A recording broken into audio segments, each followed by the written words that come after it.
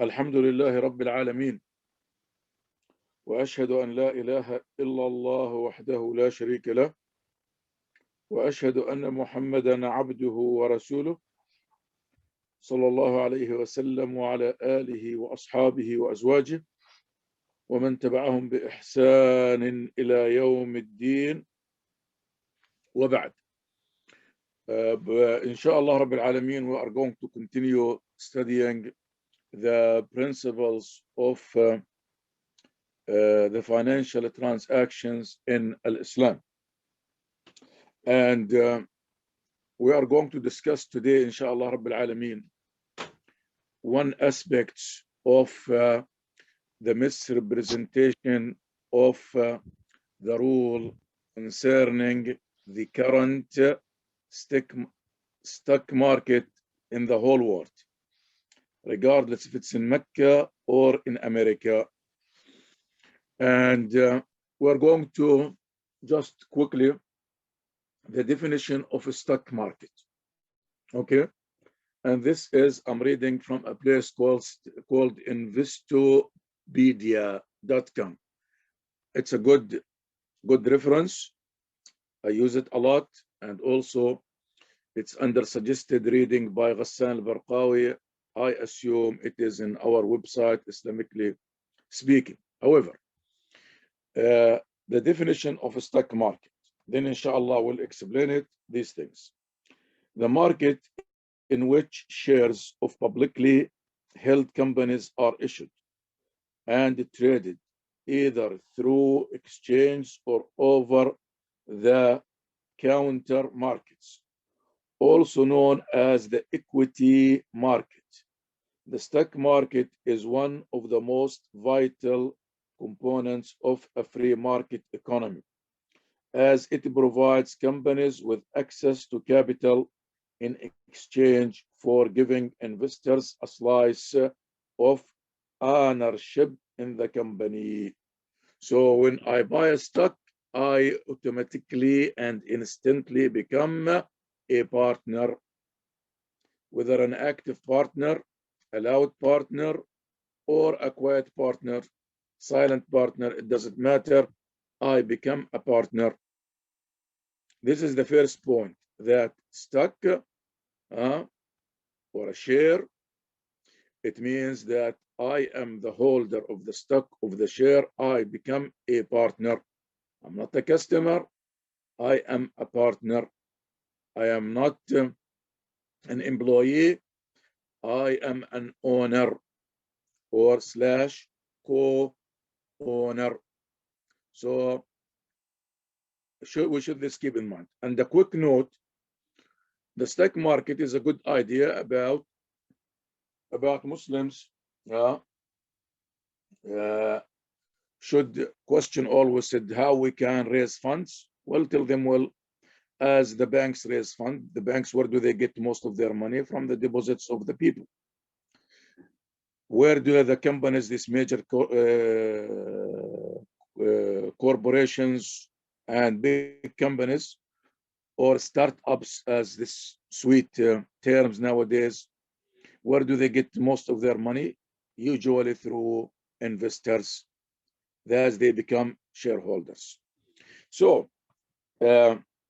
anybody does not understand that when I buy a stock or stocks, a share or shares, I become an owner, I become a partner. Any question about that? Sheikh, I have a question. Yes. Some people may claim that even though, fine, conceptually, the whole idea of buying stocks, you're owning the company, a portion of it. But really speaking, if I'm buying 1 share or 10 shares, I have no say whatsoever in the thing. So even I'm not really an owner from that perspective. I have no influence over the management of the company or even have any say. So that's how do you respond to such claims then? That's why I made sure to say either you are a silent neighbor, silent owner or slash silent co-owner, or you are passive co-owner, doesn't matter. You are an owner. You gave up your right.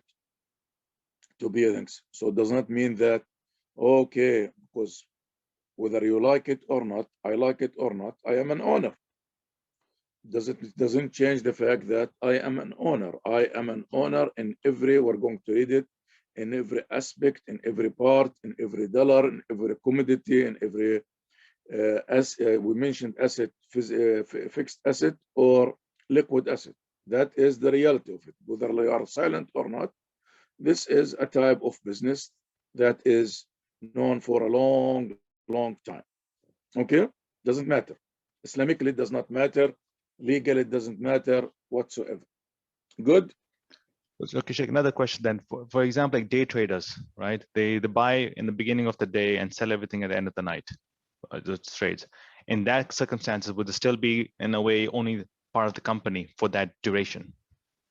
Assuming that your money does not go to a saving account into the bank and you are successful 100%, i.e. you guarantee it that it is going to be sold before it goes into the monies of the holding company, it is halal.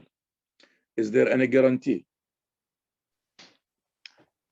Well, I didn't understand the explanation. Huh? Oh, I didn't understand the conditions you just stated. Okay. So maybe, Sheikh, if you can explain what day traders were. I'm going to go. Okay, day trading, or supposedly that some people will buy it now and sell it after 1 hour or sell it after 2 hours. Basically, they sell it within 24 hours. Is there any guarantee that this will happen? I don't believe so, no. Okay, so how is going to be halal? What is called this in the Sharia? If there is no guarantee, what's called? Gharar? Huh? Uncertainty? Gharar? It's called gambling. Gambling.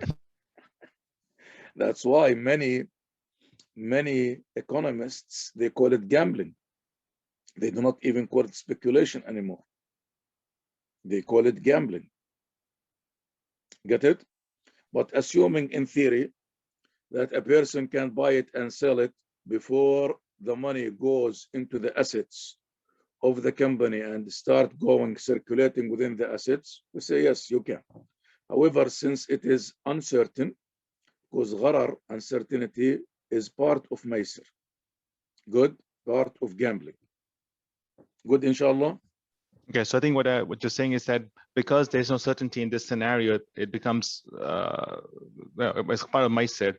But the flip side is, if the money were to go inside the assets of the company to utilize, then now you became an owner instantly. Your money is used in haram. Okay. So yeah, there's no way to determine exactly where the money is, where it's at in this entire process. So either you're doing maysir or you're part of the ownership of the company, and what that entails. Excellent. Yeah. So just so that we can summarize this, Sheikh. So the ownership of the company means that every decision that company means, including all the interest-based decisions and so on and so forth, you would be sharing its burden because you are now the owner, because you have a share in it, no matter how small the percentage. Excellent. Because Habibi, halal and haram has nothing to do with how much you own or the sizable contribution. That's why we have Rasulullah sallallahu alayhi wasallam said what? said درهم ربا يأكله الرجل وهو يعلم أشد عند الله من 36 زنية. He said 1 single dirham of riba a person consume while knowing it is riba, it is more severe in sin before Allah than 36 adulteries. It is the matter of respecting Allah and His laws or disrespecting Allah and His laws. Get it, Habibi? No, Sheikh. A couple of follow-up on that, Sheikh. One, so this will be different from employment, because employment would not be ownership, and hence you're not part of the decision in that case. You're really not part of the company as in the case of shares. Second, Sheikh, the argument of the 80% of if the total money is 80% halal, like especially in some of the fiqh madhahib, if it's 80% halal, or if it's a certain percentage of halal, then it is collectively halal. The argument. Are you aware of, or can you elaborate? I am very aware. That's why we're going to read it. That's why I sent you the papers. Inshallah. First of all, it's not in any madhab. When I mean it's not in any madhab, it is not the madhab of Abu Hanifa, it's not the madhab of Malik, it's not madhab of Shafi'i, it's not madhab of Ahmad, it's not the madhab of any reliable scholar. And when we say in some madhab, there is difference between the Imam of the madhab, Abu Hanifa, and the Hanafi school. The Imam of the madhab, Imam Malik, and the Maliki school, and so on and so forth. Because under the Maliki school or the Hanafi school or the Shafi'i school, you are going to find an range of different quote unquote scholars. Get it? No. But they do not talk about 80%. We're going, inshallah, to read it to you, so you'll take it from the mouth of the horse. How they are misrepresenting them. And that's why in my speech, I said, you are not a customer, you are not an employee. Get it? No. Get it? No. Inshallah, it's coming, inshallah. Good. We're going to answer how they justified the haram and the stock market, that it is haram, because there is no scholar, as far as I know, whatsoever, anywhere in the world, who said the stock market as it is done now, whether it's in Mecca or in America or anywhere, it is halal. Nobody. Because anybody who knows the Islamic laws of finance, there is no way under the sun he will put himself or herself into this position. Nobody says it's halal. But they said we are going to do this and this, so we'll make it halal. Get it? No. Inshallah. طيب. So the stock, let me continue reading. The stock market makes it possible to grow small initial sums of money into large ones and to become wealthy without taking the risk of starting a business or making the sacrifices that often, whichever you pronounce it, accompany a high-paying career. The stock market lets investors participate in the financial achievements of the companies whose shares they hold. When companies are profitable, stock market investors make money through the dividends the companies pay out and by selling appreciated stocks at a profit called a capital gain. The downside is that investors can lose money if the companies whose stocks they hold lose money. See, win or lose, profit or loss, they hold lose money. The stocks prices go down and the investors sell the stocks at a loss.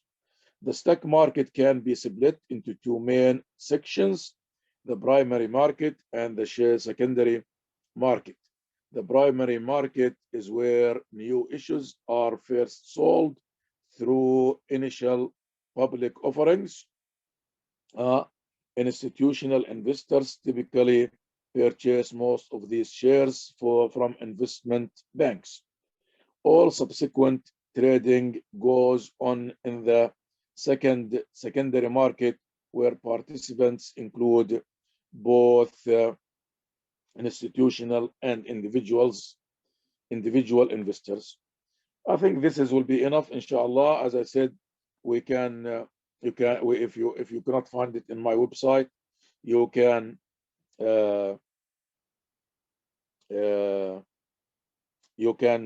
I can send it to you, okay? Because I want to move on to something else. Yeah. Another paper that also, I assume it is on our website. If not, if you are on my emailing list, most likely you get it.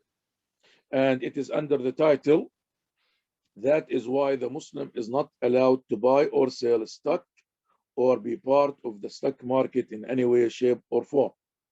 By Ghassan Barqawi, MBA. When you buy a stock in any company, you become a partner owner between two parentheses. In all of the company, and this is when you buy a stock in any company, you become a partner owner in all the company based on the number of your shares. And since these companies do not observe the Islamic law of trade and financial transactions, especially the Ribā, usury, interest in their payables, borrowing, receivables, charges, and penalties. If you are late, we charge you this. If you do this, we penalize you with this. And penalties. This makes every shareholder partner in sin. What about buying and selling to such companies? Buying and selling to them does not make you an owner. And as long as you buy or sell a halal allowed in Islam commodity and or service through a halal transaction, then it is allowed in Islam. Suggested reading by Ghassan Barqawi, and it is from bizyahoo.com. Okay, also we can send it to you. Stock under the title stock is ownership, simple as that. Buy a share of Microsoft and you acquire a tiny sliver of the software giant, tying your fate to the chairman Bill Gates. He is not chairman anymore, correct? Hello? No, Chef, he's not. He is not. No. What was the site? Biz Yahoo, you said? Bizyahoo. Buy a share, okay. You get the fate to that of Chairman Bill Gates, for better or worse. This is ownership in the most literal sense. Got it? You get a piece of every desk, contract, and a trademark in the place. Better yet, you own a slice of every dollar of a profit that comes through the door. The more shares you buy, the bigger your stake becomes. Any question? So Sheikh, on the same, when you mentioned, for example, we can buy and sell as long as the product that we are selling or working with them, the company, it's halal, it's permissible to even trade with them, even though they may be, let's say, a banking institution. Is that correct?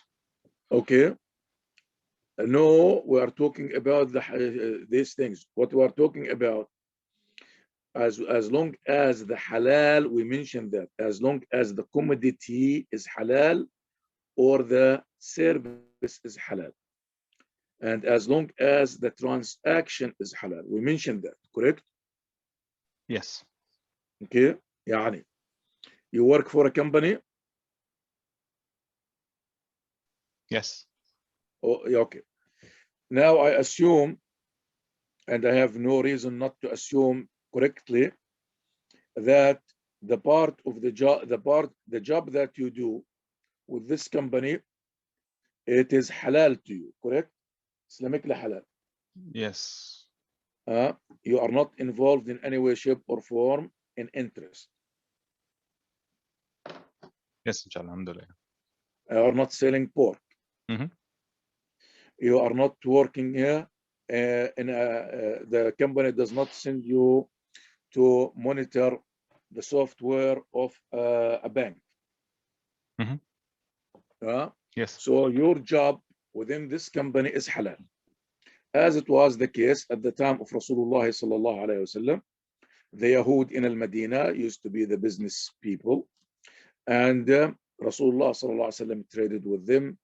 Some of us Sahaba worked for them, but the part that they performed, it was allowed in Islam. Rasulullah sallallahu alaihi wasallam died while he owed a Jew the money for some wheat he bought. and he put with the Jew as a collateral his armor, sallallahu alayhi wasallam. This is very famous. Good. So if the company does a halal thing, and although they have other haram activities, but this part, let's assume they sell cheese. Can you provide the milk for them? Yes, you can. Can you work for them to make cheese? Yes, you can. طيب. Somebody said, well, can I work on the loan department? No, you cannot, because the loan department, either you are going to borrow on loan, or you are going to borrow on interest, or you are going to loan on interest. Get it, Habibi?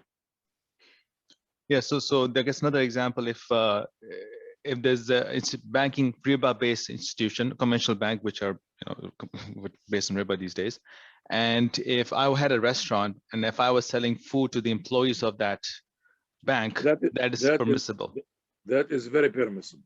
Yeah, but if I were to work, like the example you gave, if I were to work within the bank, which facilitates all this Ribā-based transactions, then that would not be appropriate from Islamically on my part. Let's just let's be more precise. Instead of working within the bank, working for the bank. Okay. Got it? Yes. Yes. Because you could be on the moon. Yeah. Got it? Yeah, working for the bank, earning a salary from the bank. Earning a salary from the bank. Yes. Or maybe you volunteer, not necessarily. So let's say that I work for the IT department, and this is an argument that you would know, but I work for an IT department, so I'm not writing any software. So it's not facilitating the transactions, the Ribā-based transaction. All I'm doing is I'm maintaining their computers. So let's say I just go there, install software, or I make sure, let's say I don't even do that. Let me make it a little bit more difficult. Let's say that all I do is I maintain the network. You know how you connect to internet? So, all I do is I do this, and I say I don't want to do anything else because I am part of, I'm a Muslim and I want to stay away from Ribā. So with that, so now I'm not directly contributing to anything from what they would use to do Ribā or haram for that matter. Okay. First of all, the premise is a little bit incorrect. Second, let's substitute bank to a prostitution house. You would do that? Would you do that? No, I won't. Why not? Okay, so there's this disgust from the industry, right? I cannot make a word of what you said, Habib. Sorry, there would be this disgust towards the industry. Right? No, forget about feelings. We are talking about, see, it's not a matter of feelings. Let me tell you a story. A brother of ours who he used to consult with me, and he's a chemical engineer, and he used to make good money. He used to make over $70,000 then. Then he decided to go into business, and he was under pressure that his father wants him to have, I forgot, either a gas station or a liquor store, either one of them. But both of them, they sell liquor and pornography and lottery and you name it. And of course, under everybody is doing it. I said, why? He said, because there is lots of money. I told him, well, why you do not have a prostitution house? It is less risky and the money is much more. And do you know what was his answer? Something similar to mine, probably, that disgust. What do you think? No, actually, he did not say that. He was a little bit direct. He said because in our culture, socially, it is not acceptable. Yeah, subhanAllah. At least he's honest. Yeah. يعني I know two people in the same street in here in Mobile, Alabama. One of them has an open, totally pornography store with all the whatever comes with it. And the other guy or guys, other cousins, they have gas stations and used car dealers. They charge interest like crazy. And those who have gas stations and used car dealers,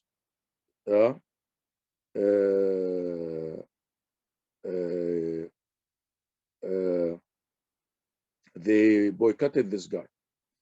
And they were saying that this guy, we do not talk to him. He is not our cousin anymore, something like that. Why? He said, because he put us in shame. Look what is his story. It is basically, the matter is not about what is halal and what is haram. It is about social perception. And social perception has nothing to do with the rules of Allah subhanahu wa ta'ala.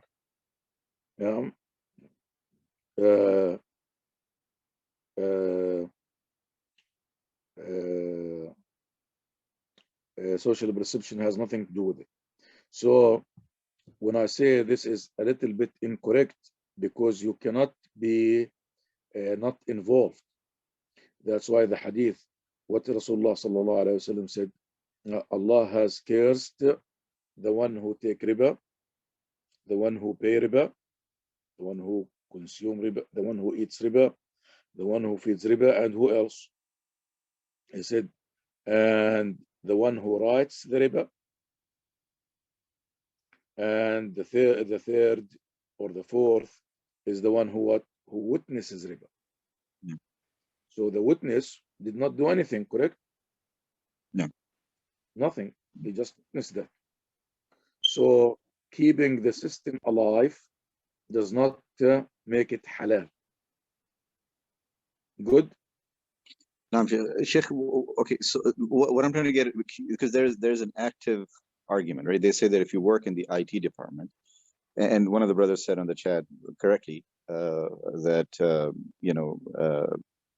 the IT department is maintaining, and the traffic is going to go through the network, so on and so forth. So you're contributing to that. So okay, so let's say a cleaner, let's say that a janitor, I decide to. So I mean, I'm trying to understand at what level I'm working for the bank, and it would be okay, because there is an argument by some of the scholars who say that it is okay for somebody who's working in a bank, if he's not directly dealing with riba, then it is okay. So hold it, Habib. When you say a scholar, are you talking about current modern scholars, or you are referring to the caliber of Abu Hanifa, Malik, Al-Shafi'i, Ahmad, Ibn Taymiyyah, Ibn Al-Qayyim, Al-Nawawi, name it? We're talking about these moderns? Moderns. Well, I do not put too much value on the moderns, because their perspective of business is not that clear. Yeah. You understand? You are, mashallah, Rabbil Alameen, in these things. There is no such thing called I am not involved, because the thing that to make it halal or haram, the entity itself, the organization itself, the firm itself, the company itself must be free. You're free of haram substance or haram service. But Sheikh, I mean, okay, so in the scenario of, and I hope this is, I'm not just going. No, take your time, Habibi. We have another 10 minutes. Go. No, so hopefully it's beneficial for everybody. So that's fine. That is fine. You are good to go. Go. In the scenario of providing food, it could be argued that I'm still helping them, right? I mean, I provided food. I provided Yes, food. you are helping them, but this is exempted from the Sharia. Yani if we come to anyone, Muslim or Kafir, good or bad, at the time of Rasulullah sallallahu alaihi wasallam, Rasulullah sallallahu alaihi wasallam provided food, bought food, sold food, ate in their houses, and so on and so forth. That's the Sharia allowed it. No. Get it? If the bank, they ordered pizza, and can I deliver to them the pizza? Yes, like a person in his house, a Jew in his house. And do we deliver? Do we send the food for them? Yes. Rasulullah sallallahu alaihi wasallam visited them, ate in their houses. They came to his house, and so on and so forth. Question. Say, for example, I would like to take a step back. Let's say, let's not take IT, for example. Let's say I'm working for a company that manufactures refrigerators, right? And for example, a bank buys, let's say, 10 or 20 refrigerator. And now I am working for the refrigerator company as a mechanic or service support guy. And there gets a call from the bank that one of their refrigerators is not working. How does that come? I mean, is it permissible to go and fix that refrigerator, or? No, you are not, because now you are servicing the bank itself. Okay. Because the service industry today is one that when you are put in a spot, you have to cater, because this is between the person and Allah Azza wa Jal. In this classes, Habibi, we are teaching the principles, and the person doing it, not doing it, under what circumstances the person, is it emergency, it is not emergency, it is a need, it's not need. This is a call between the person and his Lord, Allah al-Karim subhanahu wa ta'ala. But here we are teaching the principles itself. We are giving you a measurement stick so you can know what is right and what is wrong. So we mentioned a couple of things. We said you're under a contract with them, right? So basically, both in the case of service and in the case of employment, we have a contract. So this is similar to the scenario where witnessing the contract and signing the contract and so on and so forth. So would that be the definition of being in haram when you're working with such institutes, I guess? Why do you have to insert the word contract in? Because I'm trying to define. See, we do not define this way. The definition is because how many witnesses they are under contract? Two witnesses. Are they under contract?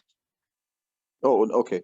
I see what you're saying. Okay, so you're saying that a witness is also not somebody who's as the Prophet said, he's also blamed, and he's not under contract. So that's why we said he doesn't have to receive salary. He could be volunteer.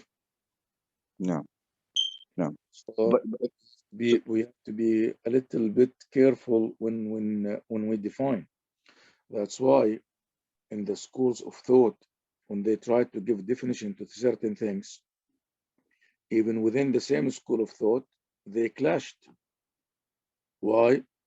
Because there is no such thing called perfect definition.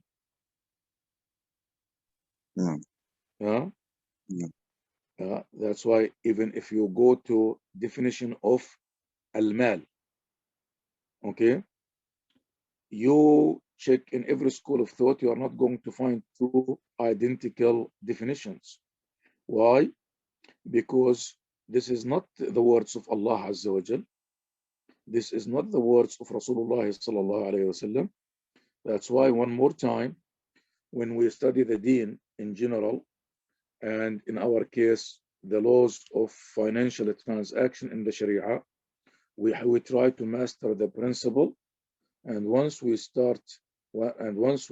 master the principle, we take this principle and measure everything else against this principle, not vice versa.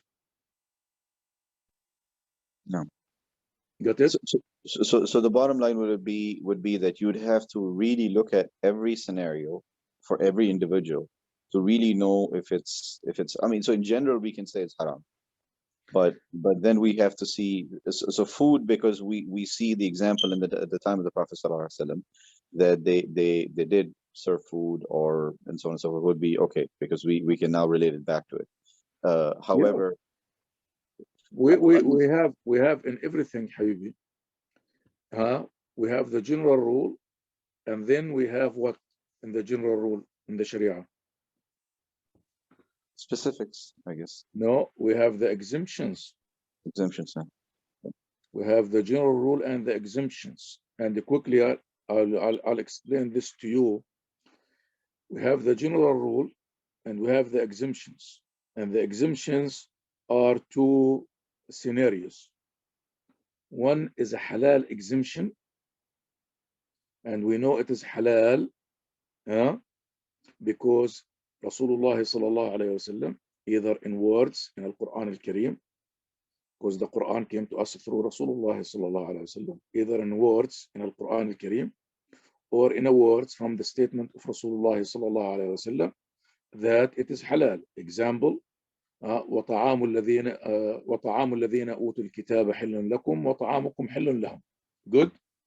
No. The food of the people of the book is lawful to you, and your food is lawful to them. Good. No. Because this came an exemption, because they ask you what is halal for them, and he said, well, after he mentioned what's haram, what is haram, what's haram, said what is halal. So this is one exemption. We know that Rasulullah ﷺ traded with the Jews, although they was dealing with Ribā, but what he traded with, the service was halal and the commodity was halal. Got it? No. Okay, so we know that we are allowed in this part. If a person is sick, or that he's a sinner, he's a Muslim, he's not Muslim, he's this, we are allowed to save his life with whatever means that is halal to us. Good? No. Now, the other exemption, we have what we call the general rule / the norm rule. Normal rule. Good? No. And the opposite of the normal rule is what?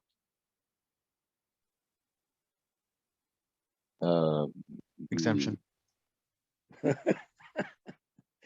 are still talking about exemption. Where the opposite of normal is the emergency, the necessity. Yeah. So if somebody asks us what is the general rule, the normal rule of alcoholic beverages, the answer will be what? Haram. Haram. With the small quantity, a large quantity, a sip, 2 sips, halal or haram? Haram. Haram. A person, he said, and this is a scenario I always give. He said, well, I was in a grocery store, and a thief came, a robber came, and he locked us in the cooler. And there was nothing in the cooler except beer. And after a while, we get very thirsty. And there is nothing there. We are locked in. Nobody can hear us. We cannot break out. We did ourselves to do our best, but there is nothing left except beer here. This person says, am I allowed to drink some beer to survive? The answer is yes. As long as you do not desire it, as Allah subhanahu wa ta'ala said, what? Do not desire it. And as long as you do not exceed the necessity that keeps you alive. Got it? Got it? No. About the 2 exemptions? No. Yeah, so we have the general rule and the exemption. The exemptions are two types. One is under necessity, under the law of emergency, and the other one under what? The exemption, that something is exempted from the general rule. What is that? We do not help a person in sin. He said, but this person is a sinner. I know if I give him food, I'm going to make him strong. And I know if I give him If I give him medicine, I'm going to survive to save his life, and he is going to go back to prostitution or back to gambling or this. This is allowed in the Sharia. That's why Sharia is not by mere reasoning, because our reasoning is what is not perfect. It is Allah subhanahu wa ta'ala wisdom. Got it, Habibi? No, sure. When we're dealing with these banks, so in our discussion, right, bringing it back to our discussion, when we're dealing with haram institutes, we would consider everything to be haram, cleaner, on-site, off-site, offshoring, any term that you can think of, except for the dealings that the Prophet in Prophet's life was permitted. So, that would be that they were served food or they were sold food, and so on and so forth. If we find a transaction like that, we would accept that as a second category of exemption, and we would be able to deal with them in that sense. Otherwise, dealing with them in any way is considered haram as a general. So the general rule, all dealings are haram except what the Sharia permitted us. Yes. No, exactly. And I switched from Rasulullah sallallahu alaihi wasallam to Sharia. No. Because Rasulullah sallallahu alaihi wasallam practiced certain things, but not all things. No. So, meaning that Sahaba radiallahu ta'ala anhum and so on and so forth. And all the generations after. No. Very well. So, Jake, I think someone had a question. Yes. تفضل حبيبي.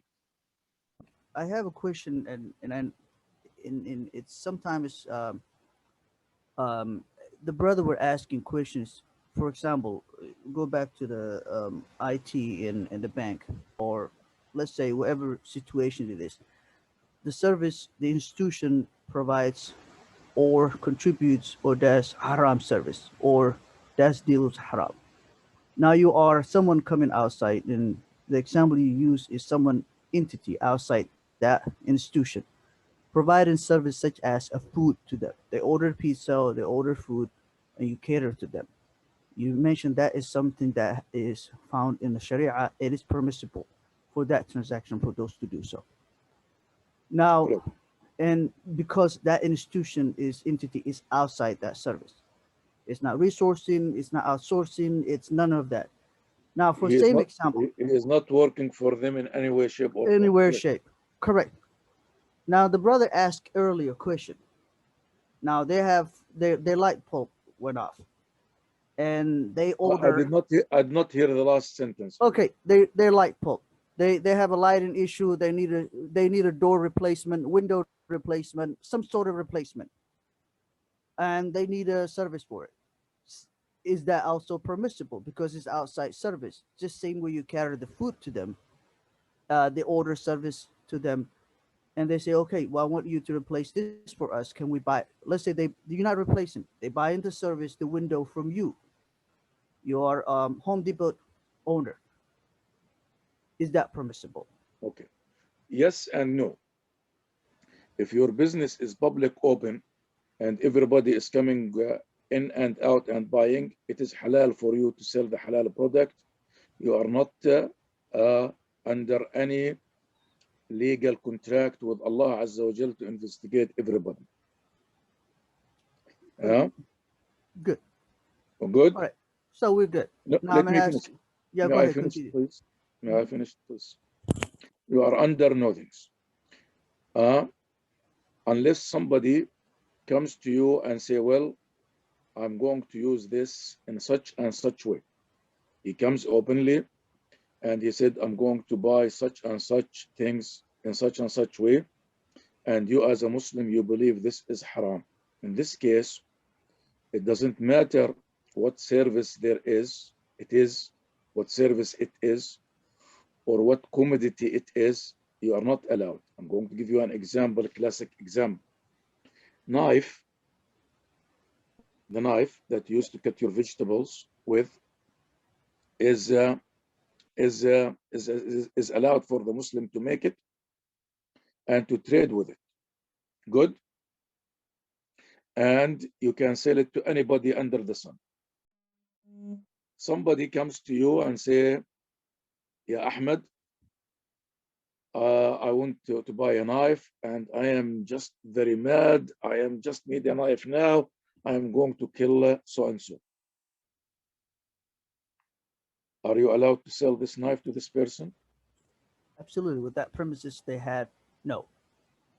So if we know the purpose of the commodity, even if it's an apple, we'll not use it. That's why I have the classic example. We are allowed to sell grapes, but if we know for sure the grapes are for sure 100%, beyond the shadow of doubt, not becoming paranoid.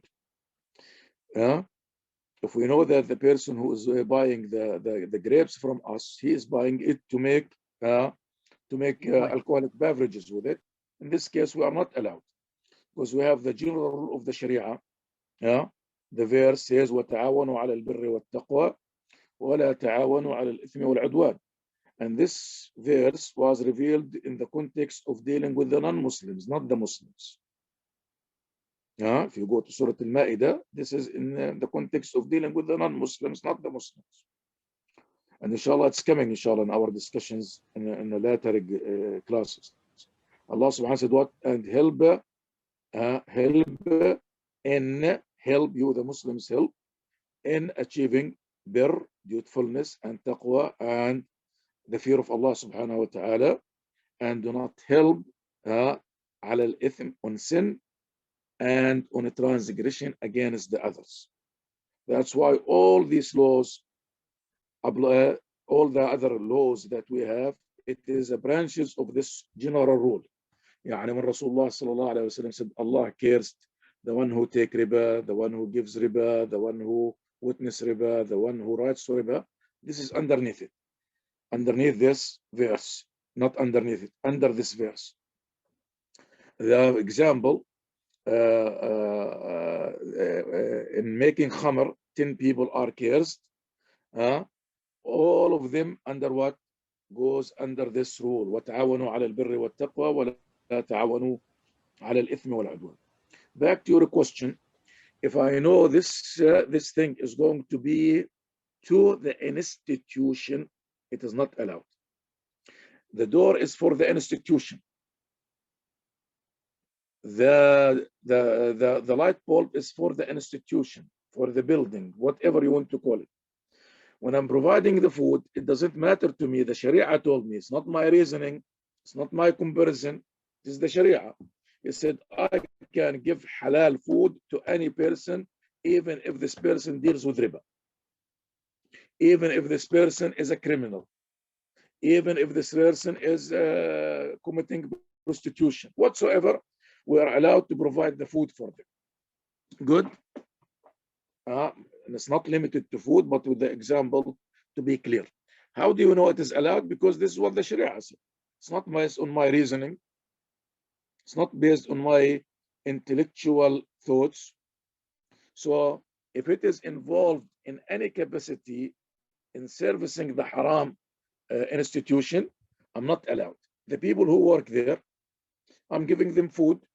It doesn't matter where they work. It doesn't matter where they are. As long as I give them the food that the Sharia allowed, that's fine. Good. That's fine. I'm helping them in doing their job. Yes, of course I am helping them. But this is the part which Allah subhanahu wa ta'ala allowed us. You can continue now. It goes back to what I had in mind earlier. And I didn't want to use my logic thinking, and I was trying to stay away from it. Because sometimes there's certain things the logic doesn't make sense to us that Allah we have to follow. But it needs more research on that part, because there's so many things that we're dealing with here that if you look at it under in more detail or microscopic point of view, we will realize there's so many wrong haram and it makes someone to do halal really difficult. But having to stay with what is allowed for us, permissible, at the end of the day, it's not permissible for us to compromise our Sharia for us to enjoy and have a freedom of changing the rules of what Allah had dictated. So and this is really good discussion, and we want to thank you, Sheikh. Jazakallah khair. Anytime, Habibi. It's, yeah, so it's yeah. Thank you for mentioning the ayah. Yeah. If you are not older than I, you are my child. Oh, I'm your child, more than that. Twice. Yeah. So Jazakallah khair, Sheikh. We appreciate it. Thank you. But let me just a little bit. I am a literalist, and I'm extremely specific. I do not believe that it is difficult for the Muslim to deal with the halal. Allah will never put us in a difficult situation. There is no way. Because Allah subhanahu wa ta'ala said many times in the Quran al-Kareem, or more than one time, مَا جَعَلَ عَلَيْكُمْ فِي الدِّينِ مِنْ حَرَجٍ. Allah subhanahu wa ta'ala did not place any difficulty, any hardship on you in the religion, in the practice of the religion. It is not. That's why, Habibi, we always have the laws of exemption in the Sharia. If Allah subhanahu wa ta'ala wants us to put us in difficulty, and haraj means to be what? In a critical point. There is no haraj in the deen. You live in America, I live in America. You know, my profession, secular profession, I have many, but mainly when I graduated with business degree and accounting. And I have to go through all these hurdles we are discussing. But it did not stop me from getting the job that, in my estimation, may Allah forgive me, it is halal. So it is not difficult. Just being careful does not make it what? Difficult. Absolutely. The reason why I asked that question earlier, I was trying to drive the logic point of view. We're not, many of us in IT or any other field related to it. Let's say you work for a company, and that company sells product or services to maybe 100%, maybe 90% does not involve with haram. Or banks or institutions like that. They might be involved with an institution, let's say a bank, or basically financial institution, or even you can say gambling company. And then you do a service for them. Let's say you are electrician, or you are a technician, or you are software, or someone who sells products, software, or services like network and IT in some other form. And you know that the service you sell within the bank, they have different forms. There are certain things the bank does that are okay, and there are a lot of things the bank does that are not okay. So you don't know what is the service you sell and is going to be used for. For example, I work in for networking. Anything the bank touches, you supported it, regardless what it is. You are maintaining it. You're contributing it to their service of their haram. How do you mitigate that one and say, okay, well, how would I make sure I stay in halal? And that's kind of where I'm coming in from right now. It is very simple, Habibi. It is extremely simple. First of all, there is difference between doing halal while my business is haram.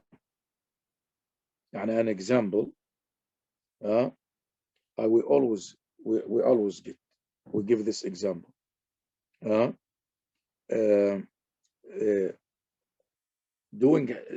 If the business itself is haram, other issues, what they do of halal, it's not going to matter anymore.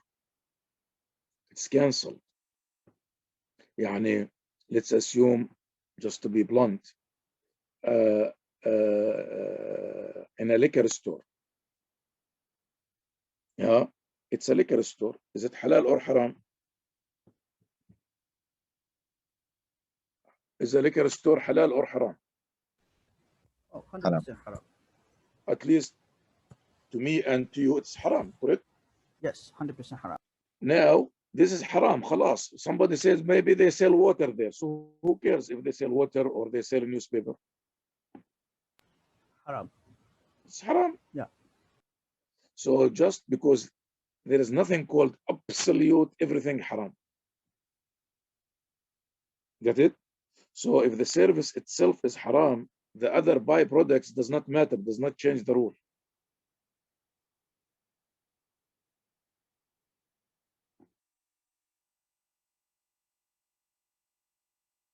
Did I lose you? No, you make your point. Thank you. Allah يبارك. So it does not matter. يعني that's why how they, unfortunately, some people try to fool the Muslims. They tell you, okay, the prostitution house, they have such and such service inside. طيب, this prostitution house, are you allowed even to get close to it?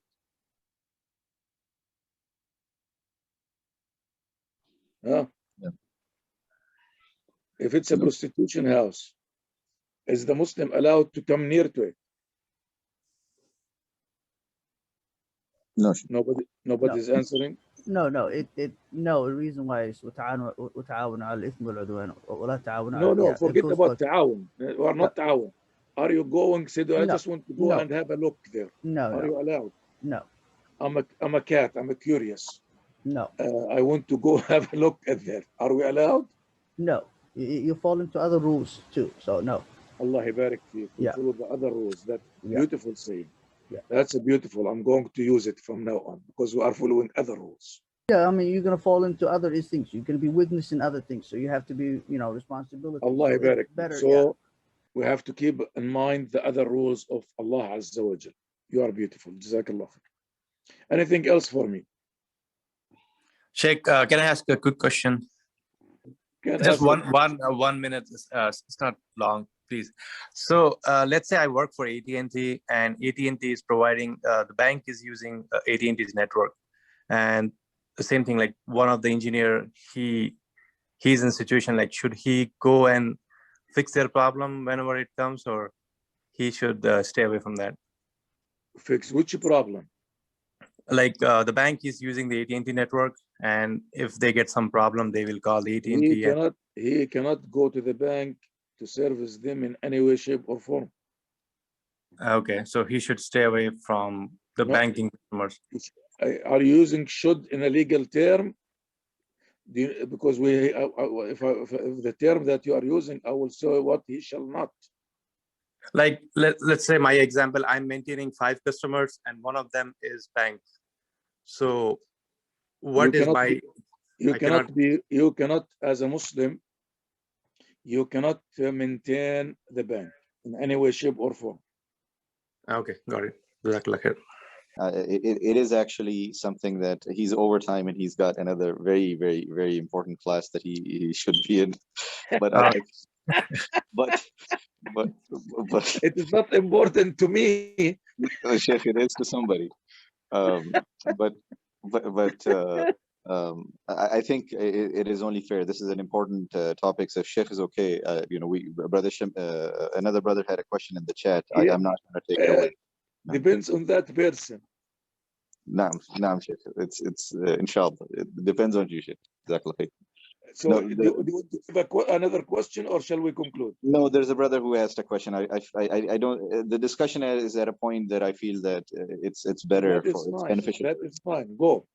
In the chat, somebody had asked a question. Can you please go ahead and ask the question? Yeah. So, Assalamu alaikum, Sheikh. So it's a kind of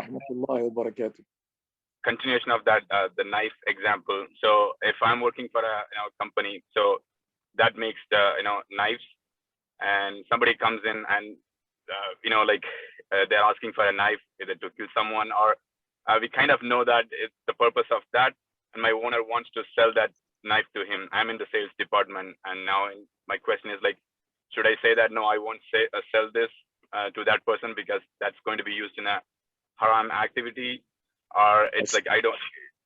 Assuming that you know for sure, that means if you do not stop it, a murder is going to happen. If you are absolutely beyond the shadow of the doubt, not guesstimation, somebody, and I'm going to give you a real example. You see how big is my beard? And it used to be black. I'm going to give you this example. A person came and he said, may I borrow your car? You know that I used to work for non-Muslims. I used to work for Kinko's. They used to teach at Limestone College. And he volunteered the reason. He wants to borrow my car for what, you think? It's a nice car. It used to be a nice car. What do you think he wants to use the car for? To go to a Hooters place or something of that sort. Give it more specific, more. It's a nice car. I told you it's a nice car. It wants to be a Mustang. What does he wants the car for? He said, I want to go pick up girls.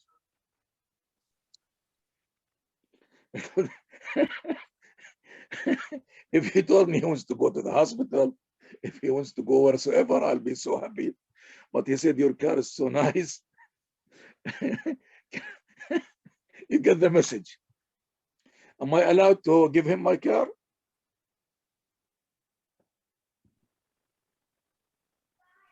No, Sheikh. Am I allowed to tell him, okay, here is my car, enjoy? No. Why? Because he himself is the one who volunteered the information.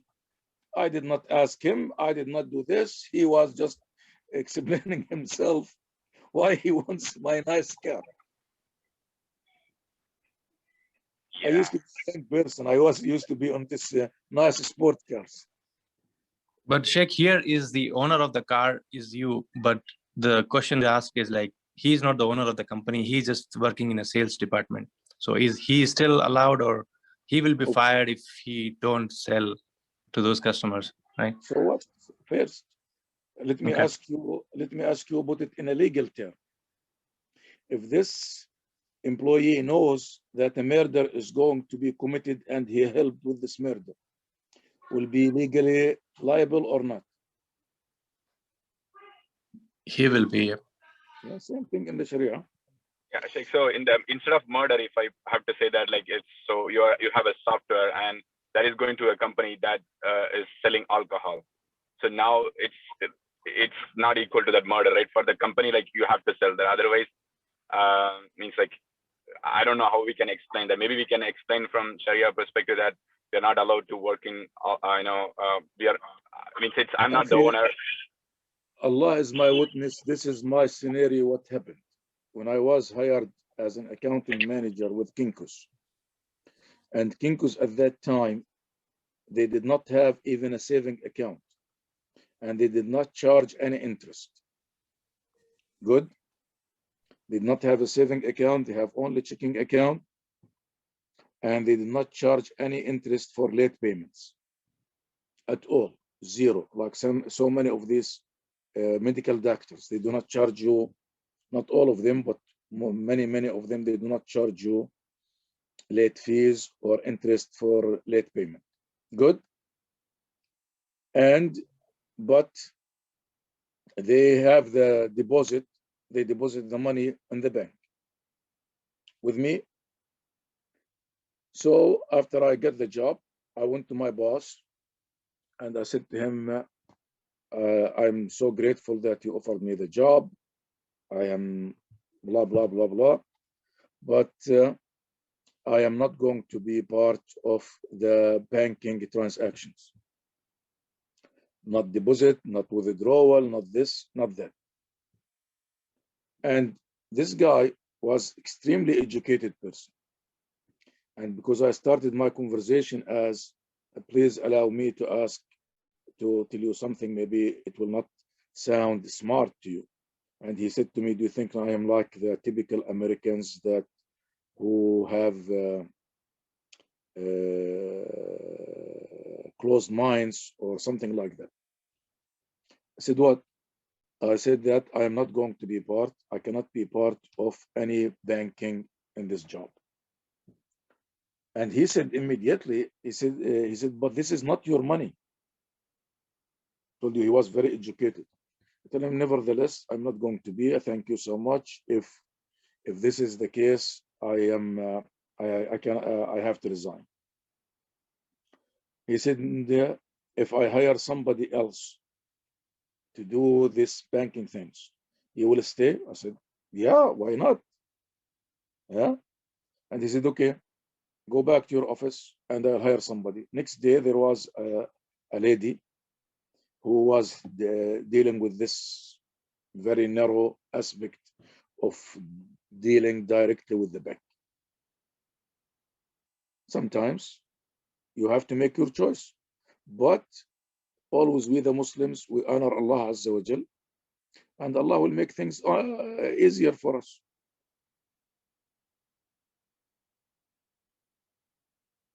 Good? Inshallah. But Allah subhanahu wa ta'ala will never place us in a difficult situation. Never. Never whatsoever. Maybe it needs some time to materialize, but it is never that's going to choke us, suffocate us. Allah does not do that. Sheikh, assalamu alaikum. The sports car example you gave was nice. Alhamdulillah. I just wanted to get an advice from you that how do we, for example, I'm a salesman in that department and the guy comes in to ask for picking up girls. I want a car. I'm a salesperson. I work for the car company. I mean, how best we can talk to the person that we do not sell, or how do I tell my manager that I don't want to deal with this? Any advice for us? Well, I cannot do that. You have to play with your ears. I have no advice. I cannot be helpful with that. But this is an example, an open example. I gave this example so we do not become paranoid. Becoming paranoid is not part of the deen of Allah Azza wa Jal. Becoming oversensitive, it is not part of the religion of Allah Azza wa Jal. But we are talking about, we are, this is a good way to say it, we are 100% sure. Speculation, or maybe they are going to use it this way, or use it that way, or that way, and this way. This does not work. The car is halal as long as it is bought through a halal transaction. I do not question the motive or the purpose of the usage of the car. It's not my business. يعني Rasulullah sallallahu alayhi wasallam and the companions and the generation came after that did not ask every Jew and every Christian and every person, what are you going to use this for? This is not our job. And it's not allowed for us to do that. Jazakallah khair. You understand? Becoming paranoid, it is not part of the religion of Allah Azza wa Jal. Agreed. My question was related to when you are sure that he is going to use that for a bad thing, how do we tell our manager that we don't want to sell this? I do not know. Yeah. You know your manager better than I do. I do not know. Okay. I do not know how. Like it is just to help question as well. Like we work in a company that serves 100 customers, right? And one of them is a bank, and 99. I'll tell you what's my strategy, and I'm going to give you a specific example. When I accepted any employment, I have to tell them about few things. I have to tell them about my salah. I have to tell them about Eid. Good? Yes. And I have to tell them, most importantly, about Jum'ah.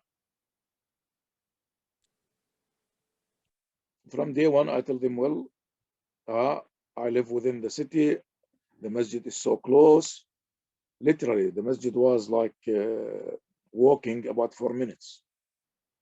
Tell them the masjid is here, and I have to attend Salat al-Jum'ah at certain time. From the day from the 0 point. And Alhamdulillah Rabbil Alameen, Allah subhanahu wa ta'ala made it, mashallah, they accommodated me beyond imagination. They accommodated my Eid or Eids, they accommodated my But Alhamdulillah Rabbil Alamin, I was also very flexible with them. Whatever they asked of me that it's halal, I was the first to volunteer to do it with pay or without pay. I established, Alhamdulillah, a very good Islamic manner relationship with each and every employee with the company. But I do not know, you know your boss better than I do, so inshallah Allah will make it easy for you. You as in general, as a ruler. Good? Alhamdulillah. Jazakallah khair, Sheikh. Just be open and say, Ya Allah, and usually things will work out. MashaAllah, you are all professionals, and they are not going to let go of you over quote unquote technicality. True. Hmm? Agreed. The good thing, Habibi, when you are studying with me, that I am educated like you, and I live in the same country like you, and I've been through the same experience with you. You are in IT, but I used to be in accounting. Can you imagine how difficult it was to get a halal job? Sure. Yeah, I can. So I was in the same situation like you guys, but يعني, I will not make it like it is impossible to get a job. It is this. No, it is not. Alhamdulillah Rabbil Alameen, life is full of branches. The tree of life is full of branches. Good? Good. Jazakallah. Anything else? Hypothetically, well, let me just put it this way. If someone were to come and say that when I signed up for this particular job, I have agreed to do some function for the company, and now I'm going back on my word.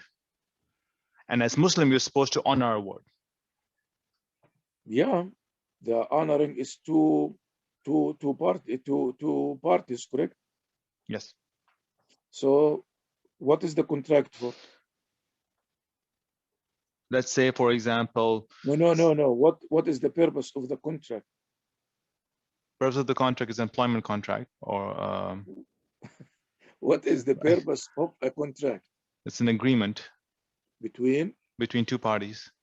طيب, during this one, let's take marriage for example. It's a contract, correct? Mm-hmm. Yes.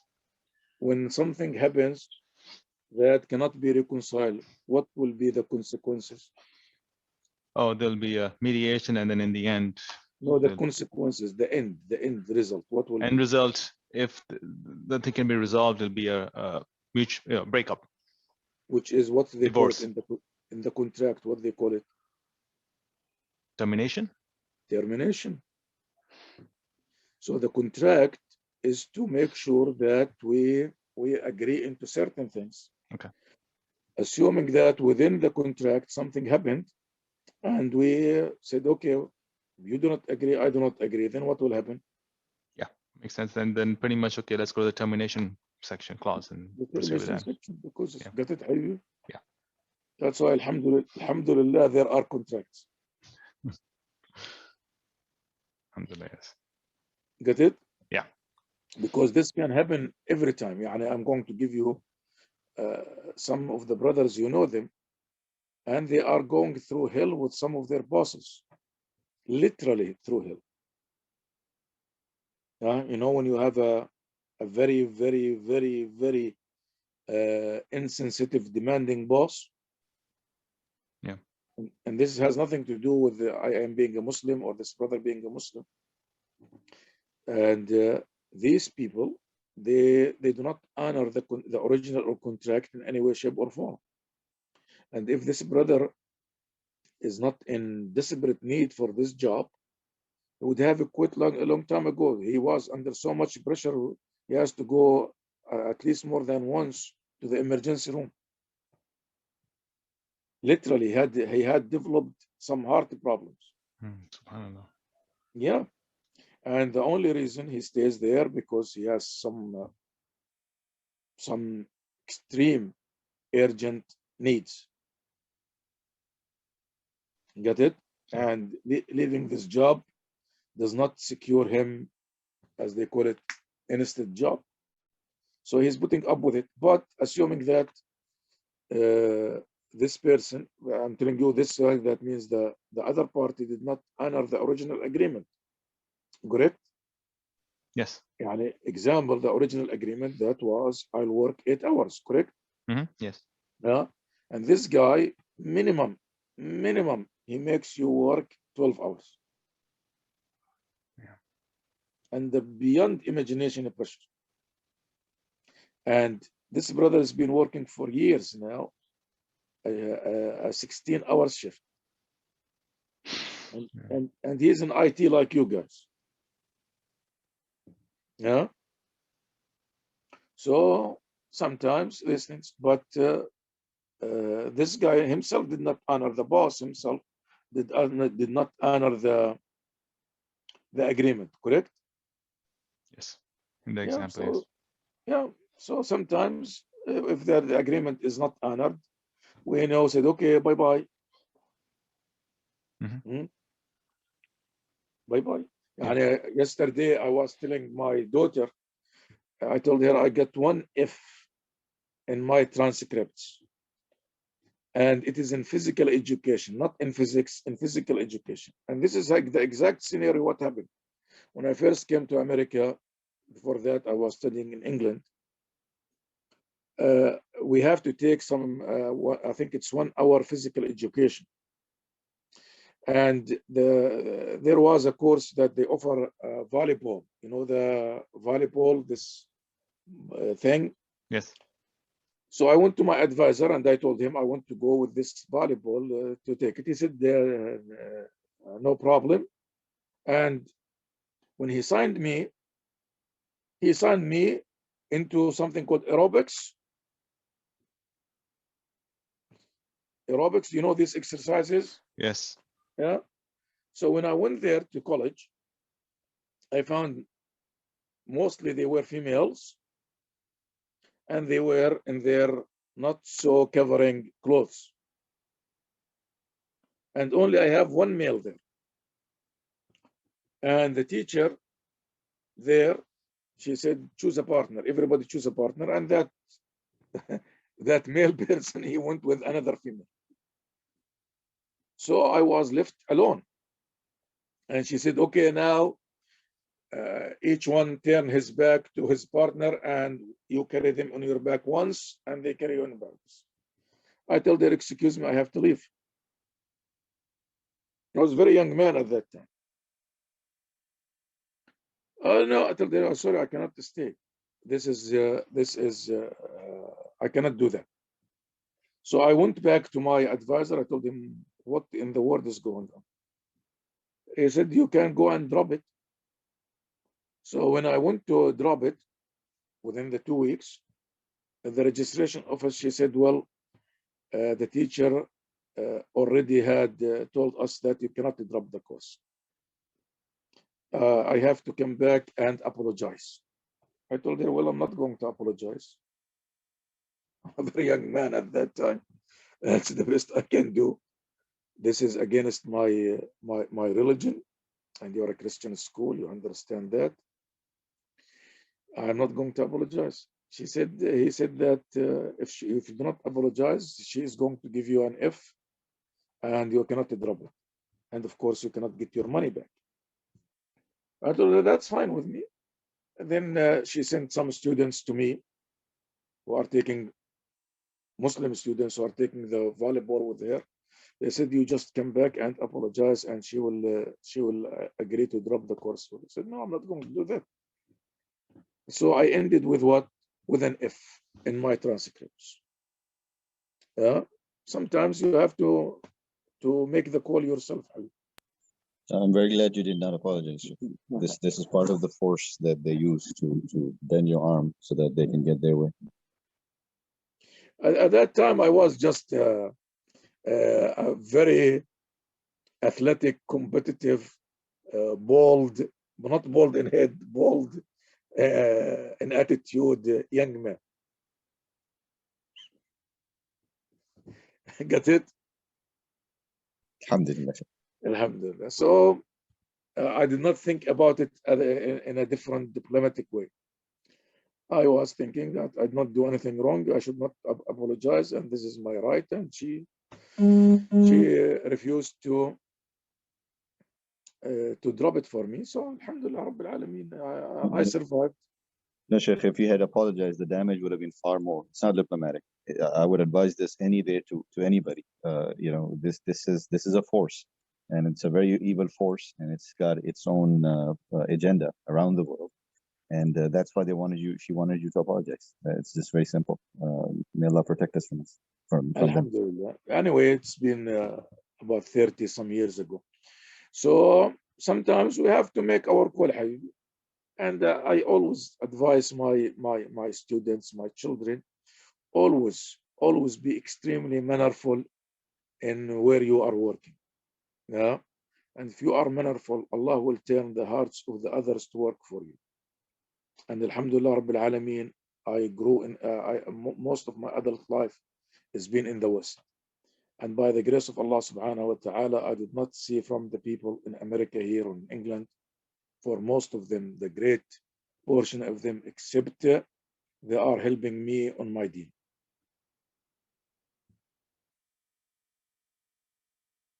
Good? Yes, sir. Okay. Just, so please, yes. Just one question, since it's all connected. I just wanted to get your thoughts on this. Might be slightly off tangent, but still connected to what we have discussed so far. Usually one of the trends that I'm seeing these days when you in the corporates, big corporates, is that you know, the topic of LGBT, right? That is very solidly embedded into every organization now, and it is a unwritten rule that you have to accept, and the company accepts, and as part of diversity, and we have to, all employees have to agree, and we cannot discriminate them. So how do we, it's not in the contract, but it is an unwritten rule, like I said. So how do we deal with that, Sheikh? Deal with what? Give me a specific. See, we cannot discriminate them. We cannot tell anything, or we have to accept it, a silent acceptance, right? I mean, so to say. No, we do not have to accept, not silently, not anything. Doing my job does not mean that I have to accept anything. Well, I mean, that's what they openly claim in every meeting, that, you know, we accept. That is fine. That is fine. I'm talking about me. Yeah. So there, I do not have to accept it. Okay. That's why we have the laws of necessity in the Sharia, correct? Yes. And the first condition of the law of the Sharia, we have two conditions. The law of emergency in the Sharia. First law that I should know. I need to get some battery quickly. Give me a second. I'm going to lose you. You still see me? Yes. Okay. So there is difference between we said the فَمَنُ اضْطُرَّ غَيْرَ بَاغٍ وَلَا عَادٍ. Allah subhanahu wa ta'ala said, what? The one who finds himself in an emergency, as long as he does not accept it, does not desire it, does not approve it, nor exceed the limits, then there is no sin on him, because Allah is Ghafurun Rahim. So accepting it is different. There is difference between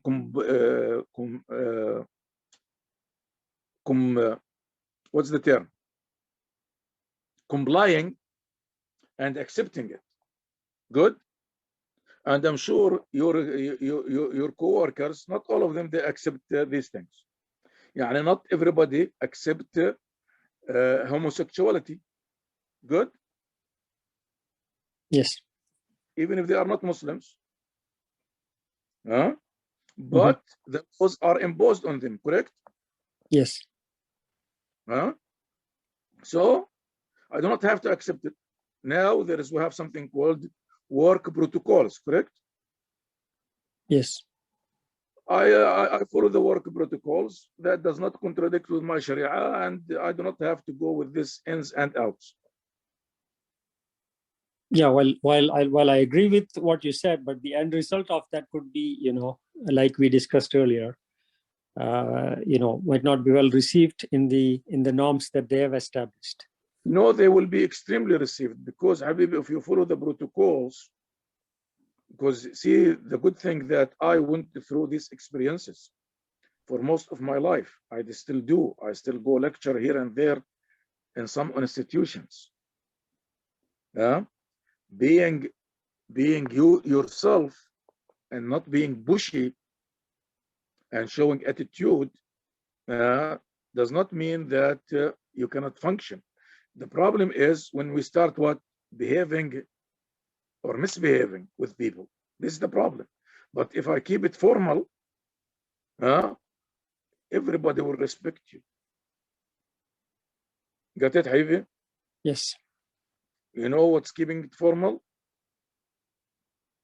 I'm going to give you an example. In your office could be a female working with you. Good? Mm-hmm. When you conduct yourself, how do you conduct yourself?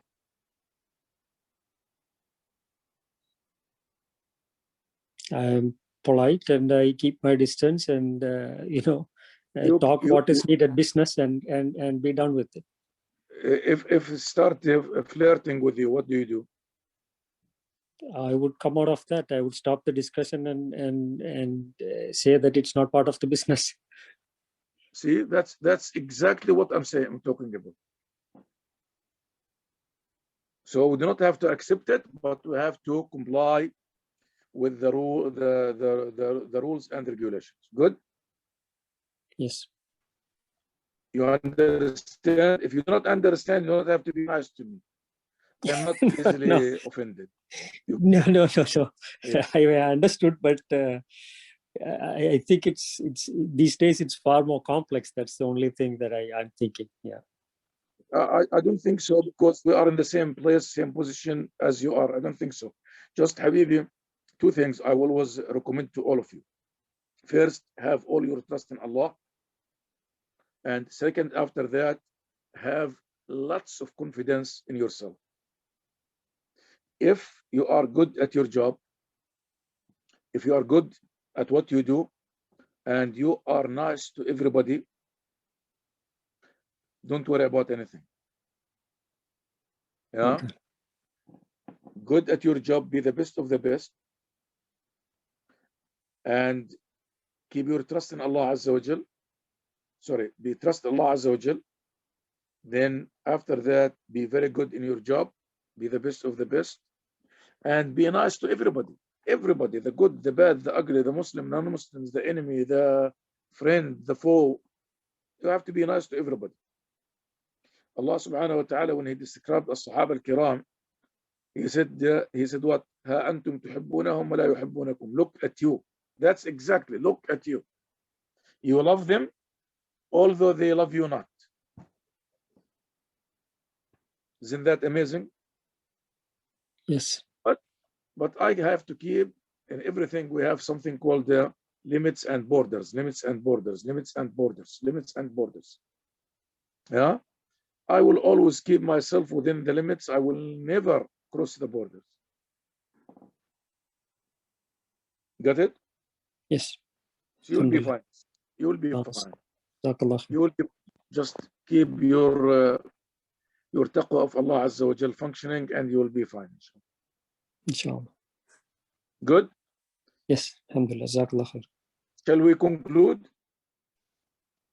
Jake, one quick follow-up, if you don't mind. Yes.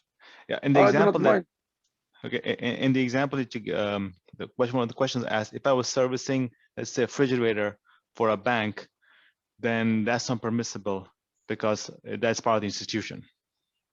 Is that so? Correct. Let's say I have a company, they give me a call, I service appliances.